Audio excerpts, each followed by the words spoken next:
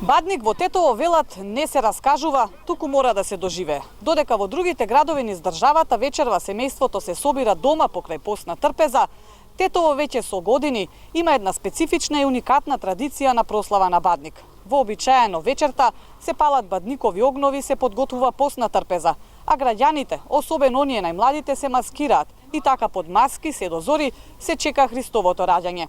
Годинава поради пандемијата и мерките на владата сепак многу обичаи ќе изостанат. Гостин во вестите на Алфа е тетовскиот хроничар Дарко Гавровски. Гавровски, не верувам дека има некој што не слушна за овој уникатен начин на прослава на Бадник во Тетово.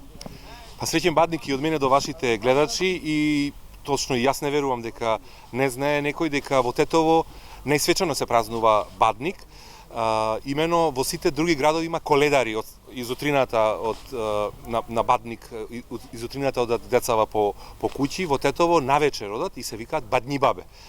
Таа традиција е вековита, деца одат да го обзданат Христовото раѓање, но од 90-тите некаде, 96-та, 97-та почнува да се организира масовно и по тетовските кафулиња и зазема еден огромен масовен размер, каде што веќе секоја година имаше масовно во сите кафиќи организирано маскенбал со наградни игри, со награди. Така да, еве се до оваа година, кога баш заради короната нема да може да се има организирани прослави со маскенбал по тетовските кафулиња, но сепак верувам дека традицијата ќе остане и голем број, ако не друго, барем тетовските деца, најмладите, ќе се маскираат и ќе остане традицијата, ако не во живо, барем виртуелно на, јас еве водам страница една тетовски бадникарски карневал Бадњабаба.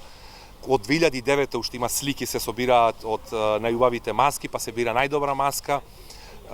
Верувам дека барем на Facebook јас ги поканив сите да продолжат да ставаат, кој што ги маскирал децата или себе си се маскирал, барем да се расположиме во овие тешки времиња и да ги видиме таму најубавите маски, а најважно за да не сгасне оваа традиција.